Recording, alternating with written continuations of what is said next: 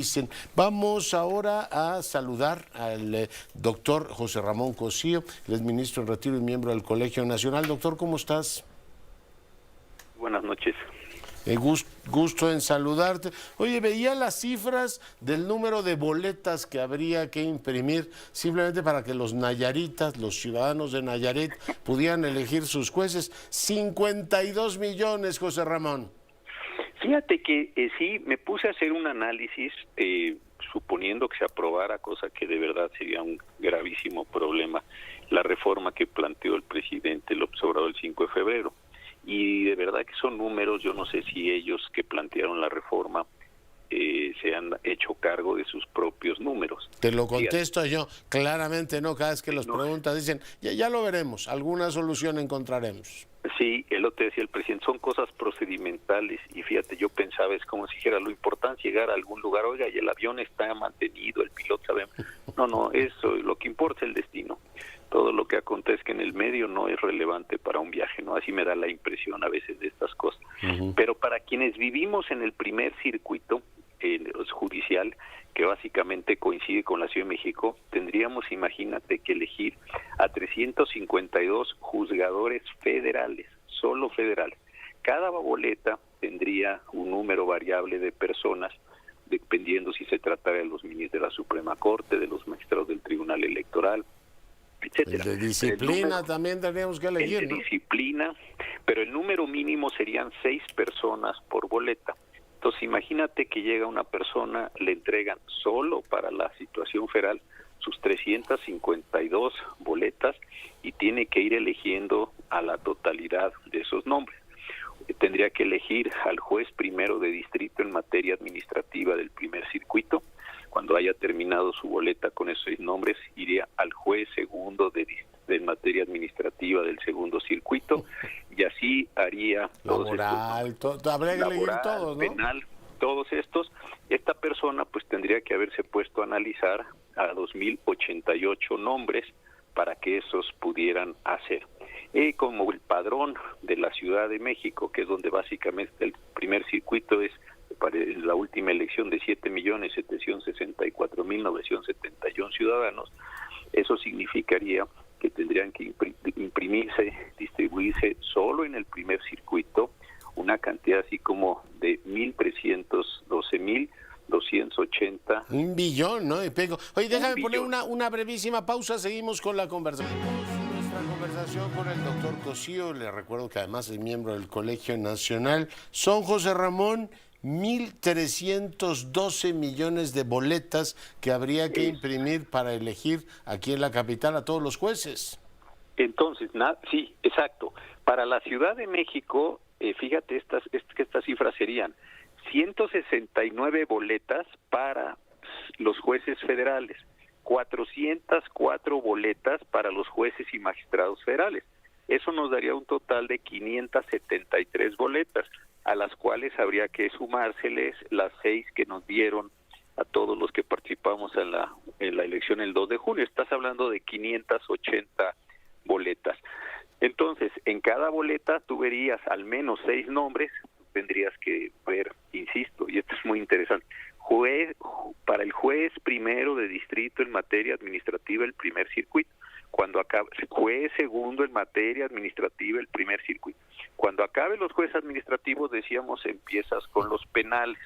Cuando acabes con los penales, empiezas con los laborales. Cuando acabes con los laborales, sigues así. Luego con los magistrados, los jueces, etcétera. Entonces, terminas de hacer tus marcas, doblas tu boleta en 4 y entonces ya tienes que ponerlas en un lado.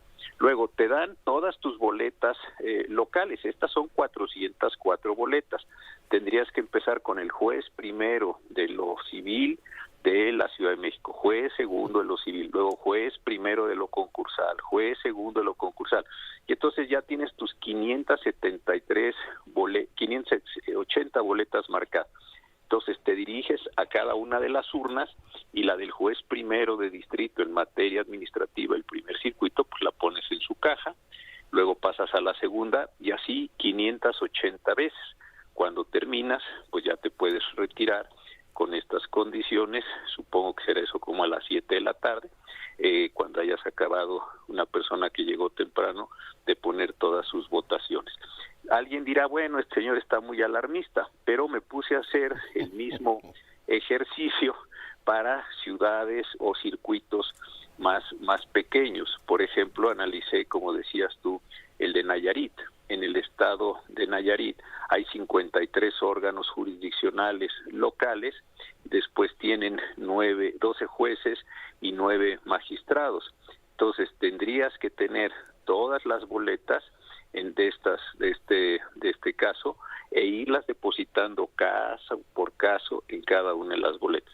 Y como tú decías, la dimensión de billones de boletas que había que imprimir, dar, el lugar donde tendrían que colocarse las casillas para que cupieran esas 580 urnas, el personal, esto es increíble. Pero hay un dato que yo creo que no le han calculado. ¿Por qué razón? Dice la propuesta de reformas que la elección será por circuito. Lo que no han, yo creo que calibrado correctamente, es que los circuitos judiciales no coinciden con los distritos electorales, no inclusive ¿no? Por estado. Puse el caso de Tabasco. En el circuito 10º, que es el que corresponde básicamente a Tabasco, tiene un pedazo de Coatzacoalcos, que ya sabemos en Veracruz, y no va a coincidir el distrito electoral con el circuito judicial. ¿Esto qué va a producir? Pues la necesidad de llevar a cabo otra vez una geografía electoral completa para hacer que coincidan los distritos electorales con los circuitos judiciales, que es lo que dice la reforma constitucional. El último rediseño que se hizo de la geografía electoral tomó 3 años y medio, costó muchísimos millones de pesos, que está bien, que se invierte en la democracia. Hay que recordar que para poder hacer estos dibujos electorales hay que consultar a pueblos y comunidades indígenas, tienen un derecho legítimo de acuerdo con el artículo 2 constitucional, y tendríamos que estar entonces participando de estas cuestiones.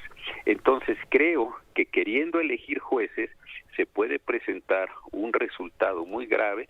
La gente de la Ciudad de México, cuando se entere que tiene que ir a emitir en boletas de al menos 6 personas 573 nombramientos, yo creo que esto va, pues, ojalá que no sucediera. Primero, que no sucediera la reforma, y si se llega a dar, que no sucediera lo que va a decir, pero me parece que es un desincentivo brutal para que la gente vaya a votar. Absolutamente. Y esto es así, querido Leonardo, entonces se presenta una situación.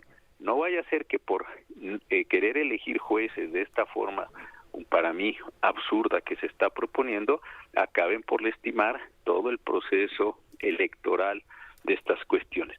Y una última cuestión que pongo sobre la mesa: el presidente López Obrador se va el 30 de septiembre.